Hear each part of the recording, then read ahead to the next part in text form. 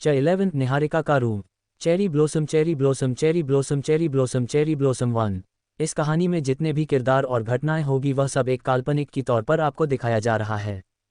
Cherry blossom cherry blossom cherry blossom cherry blossom cherry blossom 1।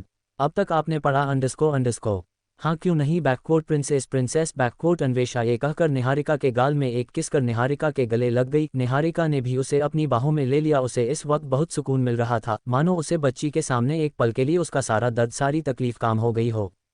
दादा दादी, mummy papa, चाचा चाचा, भाभी, अक्षय भाई, आरव भाई सब ये सीन देखकर इमोशनल हो गई थे। निहारिका की मां ने अपने आंसू पहुंचकर निहारिका के सर पर हाथ फेर कर बोली, बेटा ऊपर जाकर अभी तुम आराम कर लो, बाद में लंच तुम्हारे रूम में ही भिजवा दूंगी। निहारिका ने उन्हें देखकर अपनी पलकें झपका दी। अब आगे अंडरस्को निहारिका की मां पीछे मुड़कर अक्षय और आरव से कहती है, जाओ दोनों निहारिका को उसके रूम में छोड़कर आओ, उसे अभी आराम की जरूरत है। आरव बोला, ओके मम्मी। यह बोलकर दोनों भाई निहारिका को सहारा देकर ऊपर उसके रूम में ले गए। निहारिका के जाने के बाद निहारिका के पापा बहुत सीरियस आवाज सबको देखकर बोलते हैं, कोई भी निहारिका को पास्ट के रिलेटेड कुछ भी नहीं बताएगा। दादी थोड़ा इमोशनल होकर अपने बेटे से कहती है, विवान मेरी बच्ची कितनी शांत हो गई है, पहले वह कितना बोलती थी, किसी से बात नहीं करती थी, पर कम से कम वह बोलती तो थी, पर अब बेचारी बच्ची जब से हॉस्पिटल से आई है तब से वो शांत है। विवान अपनी माँ के पास आकर बोला, माँ आप ज्यादा चिंता मत करो, निहारिका बहुत जल्द ठीक हो जाएगी। निहारिका के चाचा मनोज सहगल बोले, हाँ भाई आप बिल्कुल सही कह रहे हैं, हमें निहारिका का बहुत अच्छे से ख्याल रखना होगा, उसे पास्ट के बारे में ज़्यादा कुछ याद नहीं दिलाना है। और फिर दादी से कहते हैं, माँ अगर आप ऐसे जाओगी निहारिका के पास ये रोता हुआ चेहरा लेकर, वो आपको ऐसे देखेगी तो और परेशान हो जाएगी। अभी उसे कुछ याद नहीं है। निहारिका के चाचा दादी के पास आते हाय बोले। सहगल हाउस में जितने भी लोग मौजूद थे वह सब पावरफुल थे, फिर भी अपनी इस बेटी के सामने वह कमज़ोर पड़ जाते थे। वह सब निहारिका से बहुत प्यार करते थे, चाहे वह उनके साथ बदतमीजी से पेश आए या अपना घमंड दिखाएं, कुछ भी हो फिर भी वह निहारिका से बहुत प्यार करते थे। सबकी आंखों में आंसू थे। वैसे दादी मुझे ये निहारिका बहुत अच्छी लग रही है। निहारिका की भाभी ने दादी की ध्यान भटकाते हुए कहा। चाची उन सबको बोली, हाँ अक्षिता बेटा तुम सही कह रहे हैं, निहारिका पहले मुझसे कैसे बात करती थी, बदतमीज तरीके से, पर अब निहारिका मुझसे कितने अच्छे से बात करती है, एकदम स्वीट तरीके से। सब निहारिका के बारे में कुछ ना कुछ बोल रहे थे। पूर्णविराम। वही निहारिका के रूम में दोनों भाइयों ने आराम से निहारिका को बेड पर बिठा दिया था। पूर्णविराम। तभी आरव निहारिका को बोला, निक्कू तुम्हें किसी भी चीज़ की ज़रूरत हो या तुम्हें कहीं भी दर्द हो रहा हो, हम दोनों भाइयों का रूम तुम्हारे अगल बगल ही है, जब भी कुछ भी ज़रूरत पड़ेगी हम तुरंत आ जाएंगे। फिर भी साइड में फ़ोन रखा है, तुम फ़ोन कर लेना, वैसे ये घर का ही नंबर है। तुम्हारा मोबाइल एक्सीडेंट में टूट गया था, कल तक तुम्हारा मोबाइल आ जाएगा, तब तक कुछ भी प्रॉब्लम है इस फ़ोन से बता देना। ये बोल वह चुप हो गया। अक्षय ने एक नज़र निहारिका को देखा और आरव के साथ निहारिका के रूम से बाहर चला गया। अक्षय और आरव के जाने के बाद निहारिका पूरा रूम देख रही थी। इस रूम को बहुत अच्छे से डेकोरेट किया गया था। बीच में एक गोल साइड बड़ा सा बेड था। बेड के ऊपर एक निहारिका की बहुत खूबसूरत फोटो लगी हुई थी। उसे फोटो में निहारिका हद से ज़्यादा खूबसूरत लग रही थी। बड़ी सी विंडो, कुल मिलाकर वह रूम बहुत ही खूबसूरत लग रहा था। उसे बेडरूम से अटैच एक बड़ी सी गैलरी और गैलरी के चारों तरफ छोटे छोटे फॉलों से सजाया गया था, जो दिखने में उसे और खूबसूरत बना रहा था। रूम को प्रिंसेस की तरह सजाया गया था। हर एक चीज़ बहुत खूबसूरत से अपनी जगह पर थी। सफाई का भी बहुत खास ख्याल रखा गया था। इससे पता चल रहा था कि निहारिका की फैमिली निहारिका को हद से ज़्यादा प्यार करती थी। निहारिका ने इससे ज़्यादा और कुछ नहीं सोचा और वह आराम करने के लिए बेड पर लेट गई। अपनी आंखें बंद कर आराम करने लगी। थोड़ी देर के बाद निहारिका की भाभी निहारिका को खाना देने रूम में आई। भाभी ने निहारिका को आराम करते हुए देखा तो निहारिका को बहुत प्यार से उठने लगी। निक्कू उठा जाओ, तुम्हारी दवाई का टाइम हो गया है। निहारिका जो सोई नहीं थी उसने तुरंत अपनी आंखें खोल ली। भाभी को अपने सामने देखकर वह उठने लगी। अक्षिता भाभी ने निहारिका को आराम से बिठा दिया। अक्षिता भाभी ने निहारिका को अपने हाथों से ही खाना खिलाया। निहारिका उन्हें मना करने ही वाली थी, पर उनका ये प्यार देखकर निहारिका चुप रही। खाना खिलाने के बाद अक्षिता भाभी ने निहारिका को दवाई दी और थोड़ी आराम करने का बोलकर बाहर चली गई। निहारिका को अब थोड़ा थोड़ा बोर होने लगा था। वो जब से हॉस्पिटल से आई थी तब से आराम कर रही थी, इसलिए वह आराम से चलकर बेडरूम की अटैच गैलरी में चली गई। उसे वह गैलरी बहुत खूबसूरत लगी, एक सुकून भी मिल रहा था। वहां पर ठंडी ठंडी हवाएं चल रही थी। गैलरी के बाहर पूरा सहगल हाउस नजर आ रहा था, गेट से लेकर बाहर तक। उसका रूम फर्स्ट फ्लोर पर था, इसलिए उसे सब दिखाई दे रहा है था। वह गार्डन, वह खरगोश, उसे सब नजर आ रहा था। Chapter 12 Singhania mention. अब आगे अंडरस्को। वह अपने आप से बात करते हुए बोली, कितनी अच्छी है निहारिका की फैमिली, सब उसे कितना प्यार करते हैं। निहारिका अपनी फैमिली से इतनी नफरत क्यों करती थी? क्या इसलिए क्योंकि उसने गलत दोस्त बना लिए थे? प्रश्नवाचक चिन्ह। उसे निहारिका के बारे में अभी तक कुछ भी मालूम नहीं था, फिर भी वो एक नई यादें बनाएगी, वह सबको खुश रखेगी। बस उसने ठान लिया था वह कभी किसी से प्यार नहीं करेगी, किसी पर इतना विश्वास नहीं करेगी कि उसका दिल तोड़ सके। पर शायद उसे नहीं मालूम था उसकी किस्मत पहले से ही लिखी जा चुकी है। वह तो आने वाला ही वक्त बताएगा कि आगे क्या होने वाला है। निहारिका यहाँ पर अपनी सोच में ही घूमती और वहाँ इस घर के नेम प्लेट में बड़े बड़े अक्षरों में सिंघानिया मैंशन लिखा था। ये घर दिखने में बहुत खूबसूरत था। इस घर के अंदर एक महिला नौकरों को डांटते हुए कह रही थी, जल्दी जल्दी सारा काम फिनिश करो, और फिर यह बोलते हुए वह किचन की तरफ चली गई। आज सिंघानिया मैंशन में एक बहुत बड़ी पार्टी होने वाली थी। इस पार्टी में बहुत से बिजनेसमैन और बड़े बड़े परिवार वाले आने वाले थे, इसलिए वह औरत बहुत ज़्यादा टेंशन ले रही थी और परेशान भी थी कि सब सही से होगा या नहीं। वह इस पार्टी में कोई भी कमी नहीं चाहती, वह चाहती थी पार्टी बहुत अच्छे से हो जाए, इसलिए वह औरत उधर से उधर भाग दौड़ कर रही थी। किचन में जाकर उन्होंने से सबसे पूछा, सारा खाना बन गया है? सारे नौकरा ने एक साथ कहा, यस मैडम। नौकरों के हेड मोहन काका सामने आता हुआ बोला, मैडम सब काम टाइम से हो जाएगा, मैडम आप चिंता मत कीजिए, मैं सब संभाल लूंगा। वह औरत नौकरों के हेड को डांटते हुए बोली, मोहन काका कितनी बार समझाया है मैंने, आप मुझे मैडम कहकर मत पुकारा करो। उन्होंने थोड़े अपनेपन से काका को डांट लगाए। मोहन काका थोड़ा स्माइल करके उस औरत को बोले, मैं आगे से ध्यान रखूंगा मैडम। फिर से मैडम ये कहकर वह किचन से हाल की तरफ चली गई और काका स्माइल करते हुए उस औरत को जाते हुए देख रहे थे और फिर सारे नौकरों को अपना अपना काम समझने लगे। पूर्ण विराम। तभी वहां पर एक बूढ़ी औरत आते हुए बोलिए, बहू इतनी भी तुम टेंशन क्यों ले रही हो, सब सही समय पर हो जाएगा। मामे क्यों टेंशन न लूं, मुझे तो टेंशन होगी ना, अभी बहुत सारा काम बाकी है। वो औरत ये कहते हुए बूढ़ी औरत के पास आती है और उन्हें सहारा देकर हॉल के अटैच सोफे पर बिठा देती है और खुद भी उनके साइड आकर बैठ जाती हैं। तभी उनके सामने एक गिलास पानी का कोई लाते हुए और उन्हें देखकर बोला, आप इतनी टेंशन मत लीजिए भाभी, हम सब संभाल लेंगे, वैसे भी सारा काम ऑलमोस्ट हो ही गया है। माँ आप ही समझाए अपनी बहू को। उसकी आंखों में एक शरारती चमक थी, जैसे कि वह अपनी भाभी को चिढ़ा रही हो। ओहो तुम भी ना।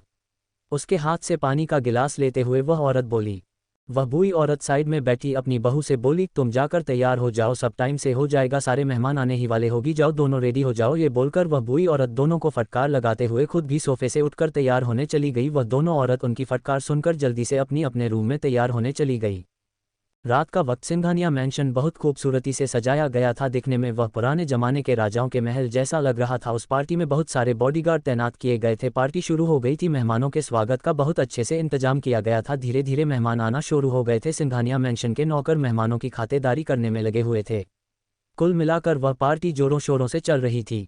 तभी माइक से आवाज, ladies and gentleman, thank you so much जो आप सब अपना कीमती वक्त निकलकर इस पार्टी में आए। ये party Gautam Singhania group of industry के चेयरमैन के पोते के लिए ये पार्टी रखी गई है। गौतम सिंघानिया आगे आते हुए सबसे बोले, आज मेरे पोते ने बहुत बड़ी डील साइन की है। वैसे मेरे पोते के लिए ये कोई बड़ी बात नहीं है, फिर भी उसकी डील की खुशी के लिए मैंने ये पार्टी रखी है। वहां पर जितने भी उस पार्टी में लोग मौजूद थे वह सब गौतम सिंघानिया की इस बात पर उनका घमंड समझ रहे थे, पर वह ये बात नहीं जानते थे कि वह अपने पोते को अपना घमंड नहीं अपना गुरूर समझते थे। गौतम सिंघानिया ने आगे कहा, मेरा पोता अभी पार्टी में नहीं आ सकता, तो इसलिए आप सब अपनी पार्टी एंजॉय कीजिए। चतेरा हमला। अब आगे अंडस्को। वहां पर किसी की भी कुछ बोलने की हिम्मत नहीं हो रही थी। पार्टी में जितने भी लोग आए थे सब अपने मतलब के लिए आए थे। कोई किसी से अपनी डील कराना चाहता था, कोई अपना बिजनेस बढ़ाना चाहता था, तो कोई अपनी बेटी का रिश्ता सिंघानिया बेटों से करवाना चाहता था। सबकी इरादे अलग अलग थे। गौतम सिंघानिया की बात सुनकर सबके चेहरे पर निराशा छा गई, खास तौर पर लड़कियों के चेहरे पर। जब उन लड़कियों ने ये सुना गौतम सिंघानिया पोते नहीं आ रहे, सबकी सब मायूस हो गई। जो अपने हुस्न की जाल में गौतम सिंघानिया के पोते को फंसाने आई थी, बेचारी लड़कियां।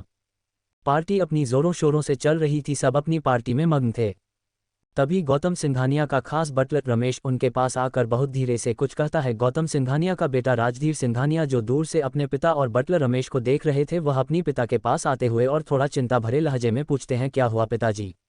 गौतम सिंघानिया ने अपने बेटे को कोई जवाब नहीं दिया और चुपचाप अपने बटलर रमेश के साथ बाहर चले गए। जब राजधीर सिंघानिया अपनी पिताजी को बाहर जाते हुए देखा तो वह भी उनके साथ पीछे पीछे बाहर चले गए।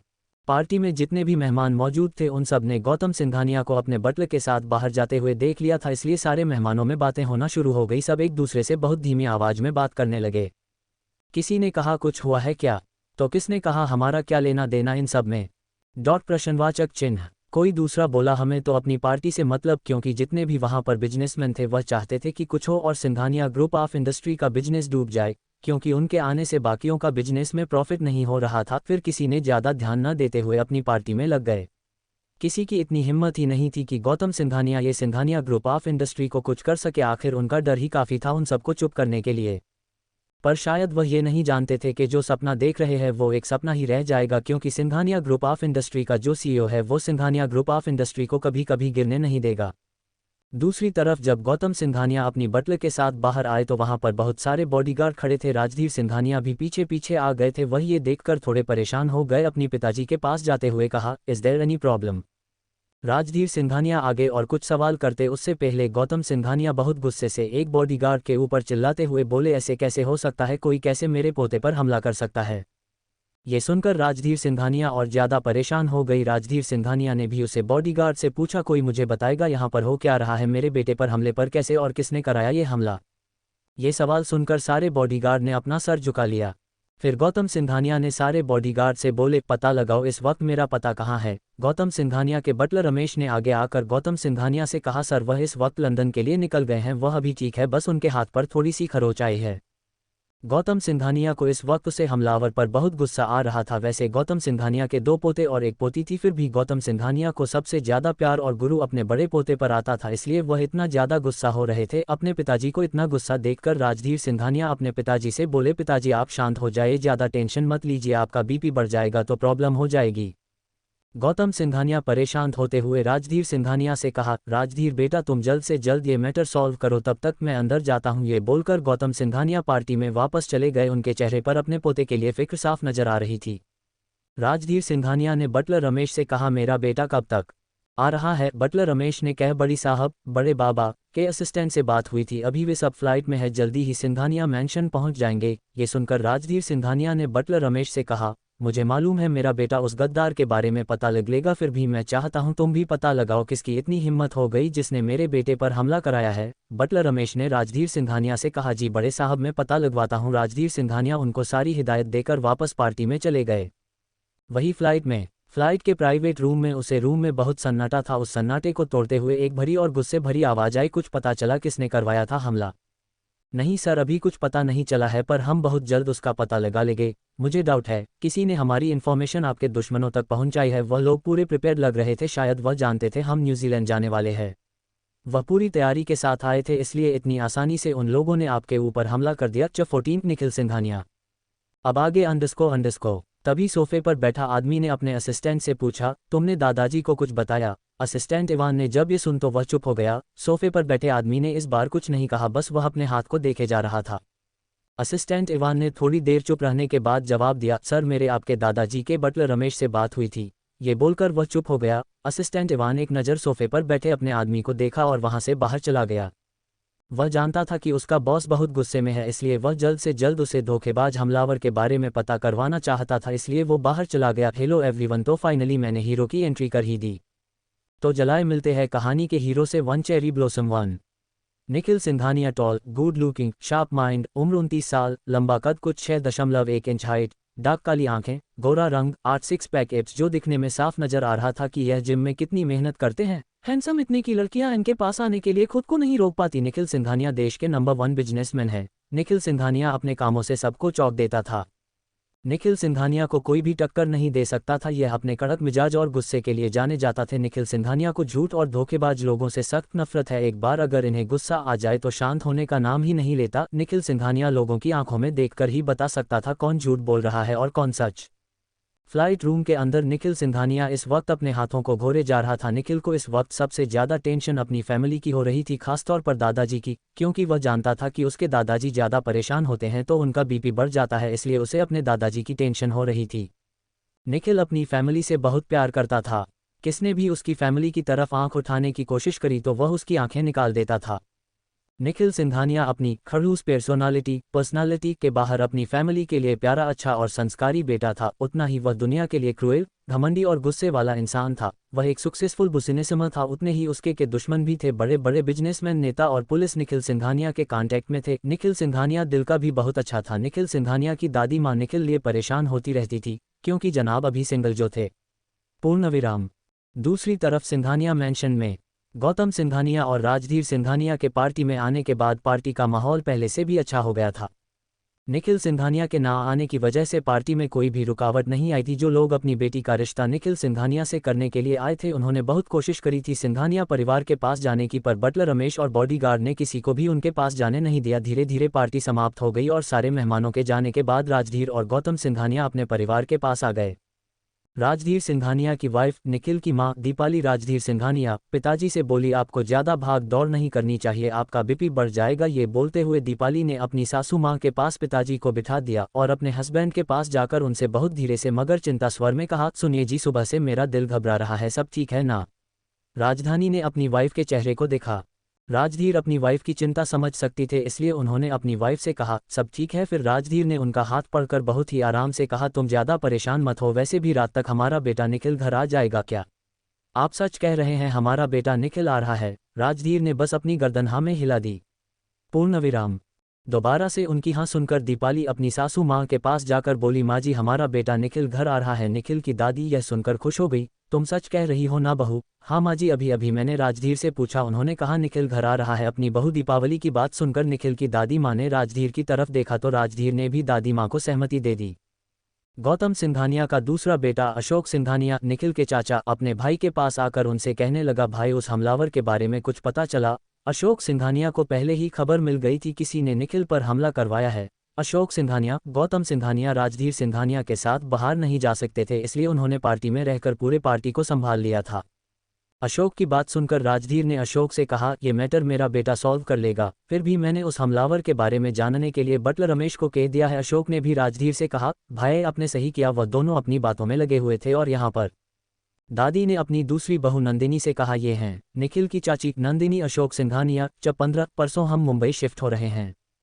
अब आगे अंडस्को। नंदिनी बहू निशा, बेटा कहाँ है? अभी तक पार्टी में नहीं आई। नंदिनी ने दादी से कहा, माँ जी, निशा तैयार हो रही है, वह आते ही होगी। सब बातें कर ही रहे थे, तभी दादी को अपने गले में 2 हाथ महसूस हुई। उन्होंने सर उठाकर ऊपर देखा तो निशा गले लगाकर बहुत ही प्यार से दादी से कह रही थी, मेरी प्यारी दादी जी, आप मुझे कितना याद करती है, आपने याद किया और मैं आ गई। ये बोलकर निशा हंसने लगी। उसकी हंसी देखकर दादा दादी के चेहरे पर स्माइल आ गई। वह इस वक्त हंसती हुई बहुत प्यारी लग रही थी। दादी ने निशा के गाल पर हाथ रखकर उसे थोड़ी डांट लगाते हुए कहा, नालायक, जब देखो मुझे तंग करती रहती है। ओह मेरी प्यारी दादी माँ, अगर मैं आपको तंग नहीं करूंगी तो किसको करूंगी? आपकी लाडले पोते अंश भाई को। वैसे दादी माँ, मुझे अंश भाई दिखाई नहीं दे रहा है, इनसे मिलाई यह है अशोक और नंदिनी की बेटी निशा। अशोक सिंघानिया, निखिल और अंश सिंघानिया की छोटी बहन।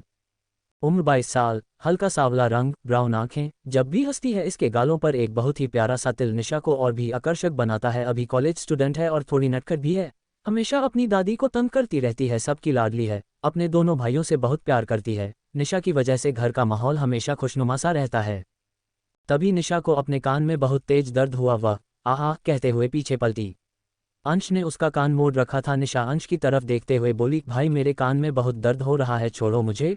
फिर पपी फेस बनाकर निखिल की माँ से बोली, बड़ी माँ बोले ना आप अंश भाई को, तेरे इस पप्पी फेस बनाने से कुछ नहीं होने वाला, तेरी सारी नौटंकी जानता हूँ मैं, समझी। अंश निशा के कान और मोड़ते हुए बोला। यह है राजाधीर और दीपाली का छोटा बेटा और निखिल का छोटा भाई अंश। राजाधीर सिंघानिया, उम्र 24 साल, अच्छी खासी हाइट, दिखने में औसम ठीक है का चिन्ह। इनका अंदाज भी थोड़ा फ्लर्टिंग और मेच्योर वाला है। जहां पर लगता है इन्हें अभी फ्लर्ट करना चाहिए तो जनाब शुरू हो जाते हैं। अंश एक भी मौका नहीं छोड़ता लड़कियों से फ्लर्ट करने का, और जहां पर लगता है अभी थोड़ी सीरियस बात है तो मेच्योर लुक में आ जाते हैं। इन जनाब के अंदाज भी अलग अलग है। अपनी छोटी बहन से बहुत प्यार करता है पर हमेशा लड़ता रहता है। फैमिली और फ्रेंड से भी बहुत प्यार करता है। एक कॉलेज स्टूडेंट है और यह भी अभी सिंगल हैं। आगे बढ़ते हैं, इनके बारे में कहानी में जानते रहेंगे। निशा का फेस देखकर दीपाली को उस पर प्यार आ गया, वह तुरंत पिघल गई।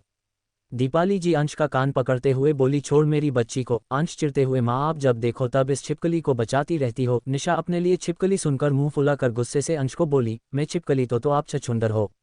पूर्ण विराम। माँ, सुना आपने, इस छिपकली ने मुझे छछूंदर कहा। अंश ने अपना कान छुड़ाते हुए निशा की शिकायत अपनी माँ से करते हुए कहा। निशा ने अपने लिए फिर से छिपकली सुनकर अंश को जवाब दिया, मैं बार बार बोलूंगी छछूंदर छछूंदर छछूंदर, और हाथ बंधे गुस्से से अंश भाई को घोरने लगी। सिंघानिया मेंबर उन दोनों की नोक झोंक देख रहे थे, सबके चेहरे पर एक स्माइल थी। गौतम सिंघानिया बोलो बच्चों अभी लड़ाई बंद करो। जब दोनों बच्चों ने अपने दादाजी की बात सुनी तो दोनों चुप हो गए और चुपचाप जाकर अपनी दादी के साइड बैठ गए। दादाजी ने आगे कहना शुरू किया, परसों हम मुंबई शिफ्ट हो रहे हैं। उनकी यह अनाउंसमेंट सुनकर सब शॉक हो गए। दादी जी रिलैक्स बैठी थी, उन्हें पहले से अंदाजा हो गया था। दीपाली ने दादी से पूछा, माँ आप इस बारे में जानती थी? दादी ने जवाब दिया, मुझे थोड़ा थोड़ा अंदाजा था पर कंफर्म में भी नहीं थी। तभी नंदिनी बोले, पिताजी अचानक ऐसे कैसे हम लोग मुंबई शिफ्ट हो सकते हैं? दादाजी ने सबको देखकर बोले, एक इतना टाइम हो गया है मुंबई जाकर, इसलिए अब मुंबई शिफ्ट होने का इरादा बना लिया है मैंने। अब दादाजी की इस बात पर किसी ने कोई सवाल नहीं किया, सब चुप हो गए। तभी निशा अपने दादाजी से बोली, दादाजी आपके मुंबई में एक खास दोस्त भी है, उनसे भी मुलाकात हो जाएगी आपकी। हाँ बेटा तुम सही कह रही हो, कितना टाइम हो गया उससे मिले। दादाजी कुछ सोचते हुए बोलो, अगर उसे पता चला मैं मुंबई आ रहा हूँ तो खुशी के मारे ही उछलने लग जाएगा, वह बहुत खुश होगा मुझे देखकर। ये बोलते वक्त उनके चेहरे पर बड़ी वाली स्माइल थी। दादाजी को खुश देकर सबके चेहरे खिल गए। कुछ देर यूं ही बातें करने के बाद सब अपनी अपने रूम में सोने चले गए। सहगल हाउस घर में निहारिका बेड पर सो रही थी, उसकी पूरी बॉडी सी पसीना निकल रहा था। नहीं आ चसोला बचपन का प्यारा मोमेंट। अब आगे अंडस्को। बस निहारिका ये बोले जा रही थी, वह बहुत बुरा सपना देख रही थी। उस सपना में वह अपनी पिछली जिंदगी के बारे में देख रही थी, जहां वह आग में जल रही थी। उसकी पूरी बॉडी धीरे धीरे चल रही थी, उसे वह जलन बर्दाश्त नहीं हो रही। तभी अचानक वह चीखते हुए उठ गई। नहीं, वह हाफ रही थी, उसकी सांसें ऊपर नीचे हो गई थी। तभी बहुत जोर की आवाज के साथ निहारिका के बेडरूम का दरवाजा खुला। दरवाजे पर निहारिका का भाई अक्षय, आरव और निहारिका की मां खड़ी थी। कुछ देर पहले वर्षा निहारिका को देखने ऊपर आई थी। रास्ते में अक्षय और आरव मिल गए। अक्षय ने मां से कहा, मां आप? बेटा मैं निहारिका को देखने आई थी। आरव ने अपनी मां से कहा, हम दोनों भी निहारिका को देखने उसके रूम में जा रहे हैं, चलिए साथ चलते हैं। तीनों साथ में आ रहे थे, तभी उन्हें निहारिका के कमरे से उसकी चिल्लाने की आवाज़ सुनी। घबराहट के मारे अक्षरा और आरव ने दरवाज़ा खोल दिया। अब अपनी बच्ची की ऐसी हालत देखकर निहारिका की मां तुरंत निहारिका के पास आए और उसे गले लगाकर उसकी पीठ सहलाने लगी। निहारिका ने भी उन्हें गले लगा लिया। उसकी डर से पूरी बॉडी कँपा रही थी। निहारिका कैसे भूल जाती पिछली जिंदगी को, उसे थोड़ा टाइम लगेगा धीरे धीरे सब भूलने में, बस इसलिए जब उसने वह मंजर अपने सपने में दोबारा देखा तो वो बहुत ज़्यादा डर गई थी। अक्षय ने निहारिका को पानी पिलाया। निहारिका ने कांपते होठों से वह पानी पिया। निहारिका की मां उसका सर सहलते हुए निहारिका से कहने लगी, कुछ नहीं हुआ है बेटा, सब ठीक है, शांत हो जाओ शांत हो जाओ। दोनों भाई निक्कू की ऐसी हालत देखकर परेशान हो रहे थे। निहारिका ने अपनी मां के गोद में सिर रख लिया और धीरे धीरे नींद की आगोश में चली गई। निहारिका की मां ने अक्षय और आरव से कहा, बेटा तुम दोनों जाकर सो जाओ, मैं निहारिका के पास रुकती हूँ। तभी दोनों ने एक साथ जवाब दिया, पूर्णविराम। माँ हम दोनों निक्कू के पास रुकेंगे, आप जाकर सो जाए। दोनों भाई अपनी बहन के लिए काफ़ी डर गए थे, उन्हें डर था कि रात में निक्कू जा गई तो। निहारिका की माँ ने अपनी दोनों बेटे को देखकर कहा, ठीक है, ये बोलकर वह रूम से बाहर चली गई। उनको अपनी बच्ची की ऐसी हालत देखी नहीं जा रही थी। पूर्णविराम। दोनों भाइयों ने निहारिका के दोनों हाथ पकड़ लिए थे। दोनों भाई बहुत प्यार से अपनी बहन को देख रहे थे। आरव ने अक्षय से कहा, भाई निक्कू कितनी प्यारी लग रही है सोते हुए। हाँ तुम सही कह रहे हो आरव। दोनों भाई निहारिका को देखते देखते कब सो गए उन्हें पता ही नहीं चला। सुबह अंडस्को सूरज का चेहरा अंडस्को। निहारिका की मां वर्षा किचन में लंच की तैयारी कर रही थी। पल्लवी चाची किचन में अपनी भाभी से बोली, भाभी अक्षय और आरव कहीं बाहर गए हैं क्या? प्रश्नवाचक चिन्ह। निहारिका की भाभी जो किचन में ही अपनी सासू मां की मदद कर रही थी, उसने भी चाची को देखते हुए कहा, हाँ चाची जी, जब मैं सुबह उठी तो अक्षय बेडरूम में नहीं थे, मैंने सोचा वह बाहर गए होंगे इसलिए मैं डायरेक्ट किचन में आ गई। निहारिका की मां ने दोनों से कहा, हाँ वह रात में निहारिका को एक बुरा सपना आ गया था जिसकी वजह से वह डर गई थी। हम तीनों उसे देखने गई थे तो दोनों वहीं रुक गई। उन दोनों को डर था कि निहारिका रात में जाग न जाए। मैं सुबह तीनों को देख कर आई हूँ, वह तीनों सो रहे हैं इसलिए मैंने उन्हें जगाया नहीं और मैं नीचे आ गई। मैं तो चली उन तीनों को उठान। ये बोलकर पल्लवी चाची ऊपर चली गई। भाभी और वर्षा माँ निहारिका के लिए किचन में उसके हेल्थ हिसाब से खाना बनाने लग गए। पूर्णविराम। निहारिका के बेडरूम में तीनों आराम से सो रहे थे, तभी चाची ने बहुत आराम से निहारिका के बेडरूम का दरवाजा खोला। चाची की नज़र तीनों पर पड़ी। तीनों सोते हुई बहुत ही प्यारी लग रहे थे। चाची ने तुरंत उन तीनों की एक प्यारी सी फोटो खींच ली। पल्लवी चाची को निहारिका इस वक्त सोते हुए बहुत ही खूबसूरत दिख रही थी। उसकी मासूमियत, उसका भोलापन उसे और खूबसूरत बना रहा था। वह सोते हुए भी क्यूट लग रही थी। पल्लवी चाची बहुत ही आराम से तीनों के पास आई। वो निहारिका को डिस्टर्ब नहीं करना चाहती थी। पल्लवी चाची ने बहुत आराम से अक्षय और आरव के सर पर हाथ फेरते हुए उन्हें जगाया। आरव, अक्षय बेटा उठो, सुबह हो गई है। पल्लवी चाची की आवाज़ सुनकर अक्षय और आरव दोनों जग गए। दोनों ने अपनी आंखें खोली तो सामने निहारिका का चेहरा देखकर उनके चेहरे पर स्माइल आ गई। उन दोनों की सुबह आज उनकी बहन निक्कू को देखकर हुई थी। अक्षय और आरव उस टाइम को बहुत मिस करते थे जब वह तीनों छोटे थे, तो तीनों साथ में सोते थे और सबसे पहले उन दोनों की नींद खुलती थी। आखिर में निहारिका की नींद खुलती थी। दोनों सबसे पहले उठकर अपनी बहन निहारिका को देखते थे और उसके माथे पर एक किस करके उसे गुड मॉर्निंग विश किया करते थे। बचपन के उस प्यार मोमेंट को याद करते हुए दोनों की आंखों में नमी छा गई। 17 निखिल की शादी की बात। अब आगे अंडरस्को अक्षय और आरव ने अपनी आंखों की नमी साफ करी और उठकर निहारिका के माथे पर दोनों ने बारी बारी किस कर दिया। विस्मयादिबोधक चिन्ह। अक्षय और आरव पल्लवी चाचा के पास जाकर उन्हें भी गुड मॉर्निंग विश करते हैं और दोनों पल्लवी चाची से कहते हैं निक्कू को अभी सोने देते हैं, रात भर परेशान हुई है। पल्लवी चाची निहारिका के पास जाकर उसकी बलिया लेती है और उसके माथे पर एक स्वीट सी किस देकर अक्षय और आरव के साथ बेडरूम से बाहर चली जाती है। पल्लवी चाची जब नीचे आई तो वर्षा माँ ने पल्लवी चाची से पूछा क्या हुआ, पल्लवी निहारिका को नीचे नहीं लाई। पल्लवी चाची ने कहा नहीं भाभी, निहारिका सोते हुए बहुत क्यूट लग रही थी तो मेरा मन नहीं किया उसे उठाने का, और वैसे भी अक्षय और आरव ने मुझे बताया निहारिका रात भर परेशान थी। क्या बात है, मेरी पल्लवी बहुत समझदार हो गई है, वर्षा माँ ने कहा। पल्लवी चाची मुंह फूलते हुए बोले भाभी मैं पहले से ही समझदार थी। यह कहते हुए वह डाइनिंग टेबल पर सामान लगाने चली गई। पल्लवी चाची की यह बात सुनकर वर्षा माँ मुस्कुराने से खुद को रोक नहीं पाए और फिर वो खुद से ही बात करते हुए बोली हे भगवान मेरे सारे बच्चों की हमेशा रक्षा करना। ये बोलकर वह वापस अपने काम में लगा गई। सिंघानिया मेंशन। डाइनिंग टेबल के हेड चेयर पर बैठे दादाजी न्यूज़पेपर पढ़ रहे थे। राइट साइड पर बैठी दादी कब से दादाजी को देख रही थी। दादी ने दादाजी के हाथ से न्यूज़पेपर लेते हुए बोली मैं कब से देख रही हूँ आपको, जब देखो न्यूज़पेपर में लगे रहते हो। ऐसा भी क्या खबर छपी है न्यूज़पेपर में जिसकी वजह से आप अपनी वाइफ को भी नहीं देख रहे हो। ये बोलकर दादी ने गुस्से से मुंह फुलाकर उन्हें घूमने लगी। डाइनिंग टेबल की दूसरी साइड में बैठी निशा कब से अपनी प्यारी दादी की नौटंकी देख रही थी। निशा अंश भाई के कान में बोली भाई देखा आपने, जब भी दादी को दादाजी से कुछ काम होता है या कोई बात मनवानी होता है तो वह ऐसे ही दादाजी से गुस्से हो जाती है। सो क्यूट ना। अंश ने उसके सर पर एक टपली मारते हुए कहा इधर उधर ध्यान देने की जरूरत नहीं है, चुपचाप से नाश्ता करो। दूसरी साइड दीपाली अपने हस्बैंड राजधीर से बोली पिताजी तो आज गए। ये बोलकर वह हंस दी। राजधीर भी उनकी बात सुनकर मुस्कुराने से खुद को रोक नहीं पाए, वह भी अपने माँ और पिताजी को कब से देख रहा था। इधर दादाजी के लेफ्ट साइड पर अशोक ने अपनी वाइफ नंदिनी से कहा अब तो पापा जी गए। नंदिनी ने उन्हें कोनी मारी, आप भी ना जब देखा पिताजी की मजे लेते रहते हो। ये बोलकर वह चुप हो गई। अशोक अपने मन में बोले जब तुम मुझसे पर गुस्सा करती थी यह भी तो मेरे मजे लेते, और फिर अपने माँ और पिताजी को देखने लगे। और वहीं पर डाइनिंग टेबल के हेड चेयर पर बैठे दादाजी बड़े मजे से न्यूज़पेपर पढ़ने में फोकस थे। अचानक उनके हाथ से न्यूज़पेपर छिन जाने से उन्हें बहुत गुस्सा आया, पर जैसे ही दादाजी ने अपनी वाइफ की आवाज़ सुनी वह एकदम शांत हो गए। वह अपनी वाइफ से बहुत प्यार करते थे। अपनी वाइफ को यूं गुस्से में मुंह फुला हुआ देखकर उन्होंने बहुत प्यार से दादी जी को बोले भला मेरी वाइफ से बढ़कर और कुछ हो सकता है, मेरे लिए यह न्यूज़पेपर भी नहीं समझी तुम। विस्मयादिबोधक चिन्ह। अब बताओ क्या हुआ है, क्यों मुंह फुला कर रखा है तुमने, दादाजी ने बहुत ही प्यार से दादी से कहा। उनका इतने प्यार से मनाना दादी जी को बहुत अच्छा लगा। वह एकदम से अपने सारा गुस्सा भूलकर उनको देखने लगी। बाकी सब जो दादा दादी जी को देख रहे थे दादी को इतनी आसानी से मानते देख थोड़ी निराशा हो गए, खासतौर पर उनका छोटा बेटा अशोक। अपनी निराशा जताते हुए अपनी वाइफ पल्लवी से कहा पिताजी आज फिर बच गए। पल्लवी ने भी जवाब दिया सीखो पिताजी से कितनी जल्दी माना लिया उन्होंने मां को। ये बोलकर वह अशोक को घूरने लगी। अशोक ने अपनी वाइफ पल्लवी से बेचारा फेस बनाकर कहा अब मैंने क्या कर दिया, पूर्ण विराम। और इधर दादाजी ने फिर से दादी से बोले क्या हुआ है मेरी प्यारी वाइफ को, अब बोलो मैं तो तुम्हें देख रहा हूँ। उनकी मीठी मीठी बातें सुनकर दादी शर्माने लगी। दादी जी यह बात तो भूल गई थी कि वह थोड़ी देर पहले दादाजी से गुस्सा थी। अंश ने अपनी दादी से कहा दादी आप दादाजी से कुछ कहने वाले थी। ये सुनकर दादी को याद आ गया वह उनसे कुछ बात कहने वाली थी, तो दादी ने दादाजी से कहा मैं चाहती हूँ निखिल की शादी हो जाए और इस बारे में आप निखिल से बात करेंगे। उनकी यह बात सुनकर सब हैरानी से दादी को देखने लगे। डाइनिंग टेबल पर सन्नाटा छा गया था। सब जानते थे कि निखिल शादी नहीं करना चाहता है, वह शादी के नाम से चढ़ता था, किसी की हिम्मत ही नहीं होती थी उससे शादी से रिलेटेड कुछ कहे। पल्लवी ने दादी से कहा पर अचानक क्यों। फिर निखिल की चाची नंदिनी बोली माँ जी अचानक क्यों निखिल की शादी का ख्याल आया। 18 सिंघानिया इंडस्ट्री। अब आगे अंडरस्को।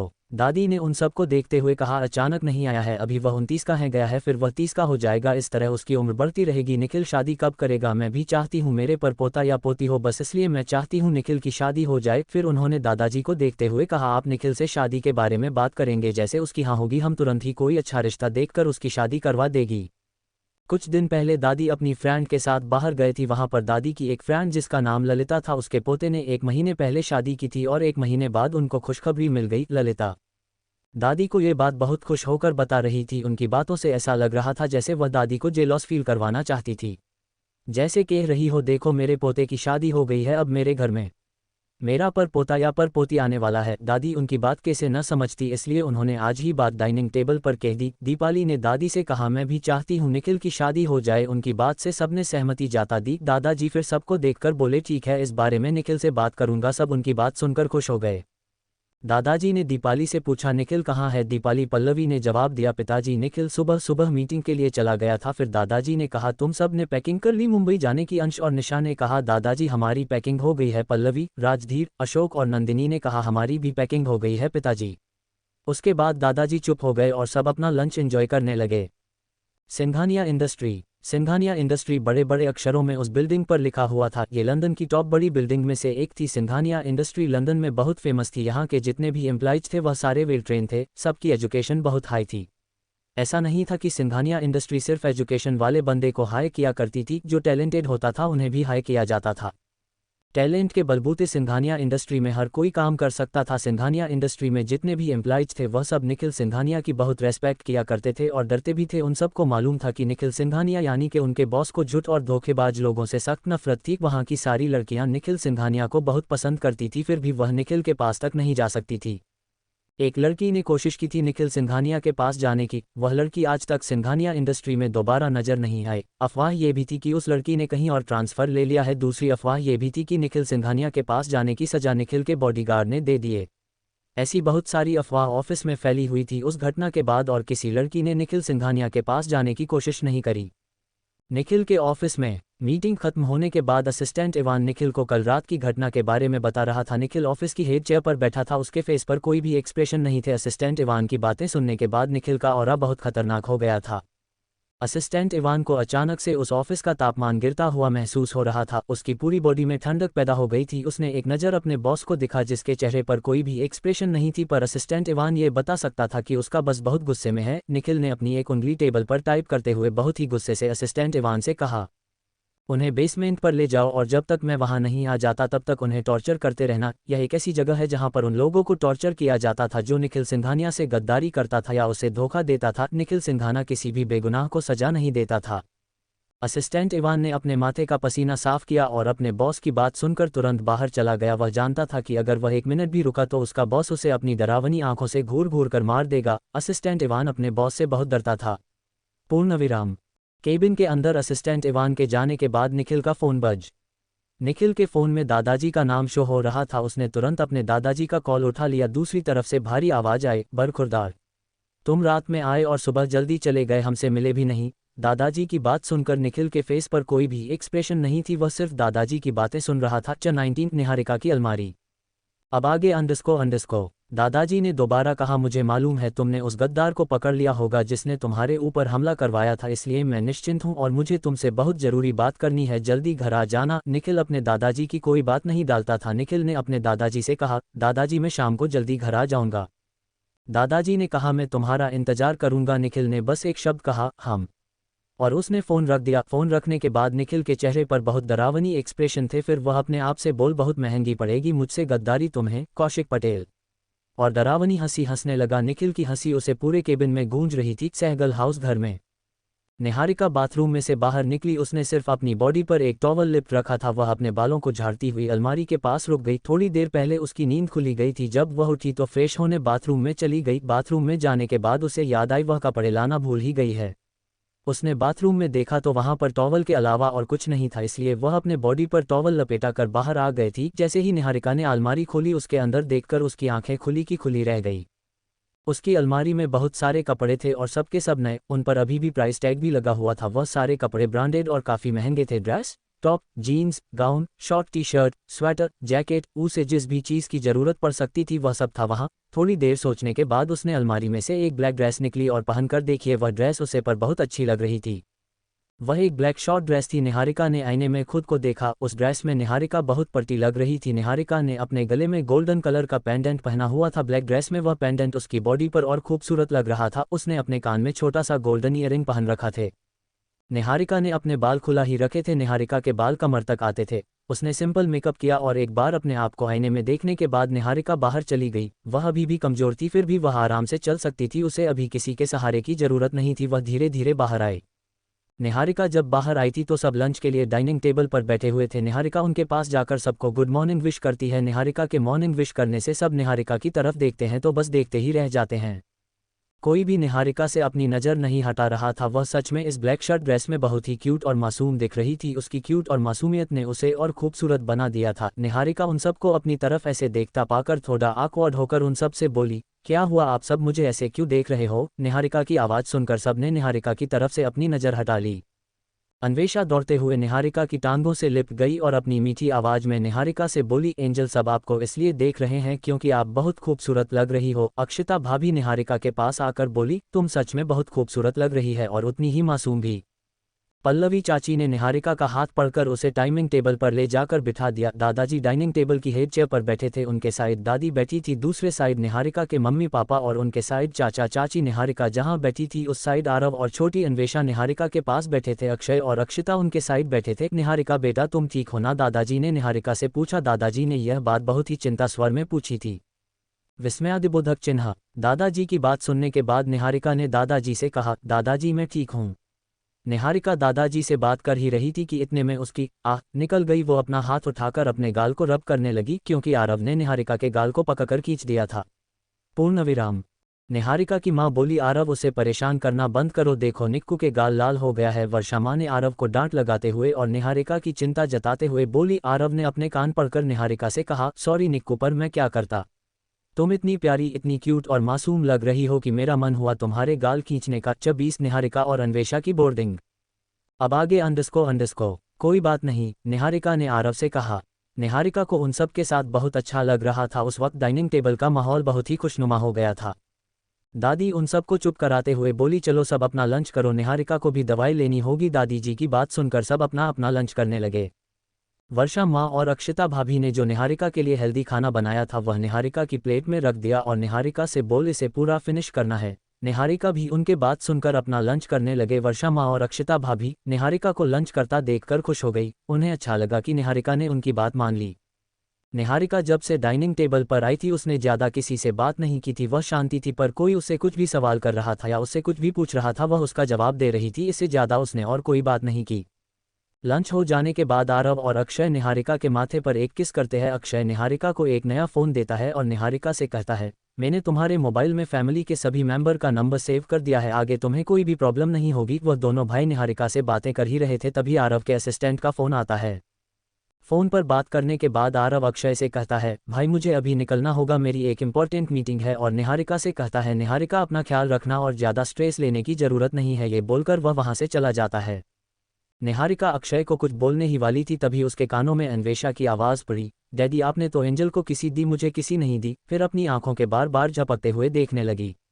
ओ मेरी प्यारी गुड़िया, मैं तुम्हें कैसे भूल सकता हूँ। ये बोलकर अक्षय ने अन्वेष को गोद में उठा लिया और उसके गाल पर प्यारी सी एक किस कर दी। अन्वेषा के गाल से हिलते हुए अक्षय उससे बोला, अन्वेषा बच्चा, तुम निक्कू बुआ के पास रहना और उनका ख्याल रखना, ठीक है? अन्वेषा किसी बंदर के बच्चे की तरह अपने सीने पर मुक्का मारते हुए बोली, डैडी आप बेफिक्र होकर ऑफिस जाओ, मैं एंजल का ख्याल रख लूंगी। ये बोलते हुए वह बहुत क्यूट लग रही थी। निहारिका तो बस उसे देखे जा रही थी। अक्षय ने निहारिका की तरफ देखा और बोला, निक्कू मैं जा रहा हूँ, तुम अपना ख्याल रखना। तुम्हें किसी भी चीज़ की ज़रूरत हो तो यहाँ पर बहुत सारे नौकर हैं, तुम उनमें से किसी को भी कह सकती हो या फिर माँ और दादी जी को भी बता सकती हो। ओ भाई, निहारिका ने कहा। ये देखकर अक्षय अन्वेष को गोद से उतर और ऑफिस के लिए चला गया। निहारिका अन्वेषा को लेकर घर के पीछे गार्डन में चली गई। गार्डन से निहारिका के बेडरूम की विंडो दिखाई देती थी। उस गार्डन में छोटे छोटे खरगोश इधर से उधर खेल रहे थे। अन्वेषा खरगोश के पीछे पीछे भागने लगी। उन्हें पकड़ने के लिए निहारिका भी अन्वेष के साथ और खरगोश के साथ खेलने लगी। निहारिका की अन्वेषा के साथ एक अच्छी बॉन्डिंग हो गई थी। निहारिका को अन्वेषा के साथ एक अलग ही एहसास होता था। पूर्ण विराम। घर के अंदर दादाजी को एक फ़ोन आया। दादाजी ने फ़ोन उठाकर खुशी होकर बोल, तू बात मत कर मुझसे, तो मुझे भूल ही गया। दूसरी तरफ से गौतम सिंघानिया बोले, अरे यार मैं तुझे कैसे भूल सकता हूँ। अच्छा सुन, तेरे लिए खुशखबरी है। खुशखबरी की खबर सुनकर मनीष दादाजी मजाकिया टोन में बोले, कहीं तूने दूसरी शादी तो नहीं करी? अरे यार फिर मेरी भाभी का क्या होगा? और यह बोलकर वह जोर जोर से हंसने लगे। उनकी हंसी की आवाज़ सुनकर गौतम दादाजी चिढ़ गए और फिर थोड़े बिगड़ते हुए बोले, तेरी मजाक करने की आदत कभी नहीं जाएगी। और सोच, अगर तेरी ये बात तेरी भाभी ने सुन ली तो मेरा तो कचुम्बर बना देगी। इतनी उम्र होने के बाद भी गौतम दादाजी अपनी वाइफ से डरते थे और उनसे प्यार भी बहुत करते थे। दूसरी तरफ से मनीष दादाजी बोले, अरे यार भाभी को तो तू मान लेगा और तेरे होते हुए तो मैं मजाक करना कभी छोड़ ही नहीं सकता। इतनी उम्र होने के बाद मनीष दादाजी और गौतम दादाजी के बीच में ऐसी बातें अक्सर हुआ करती थी।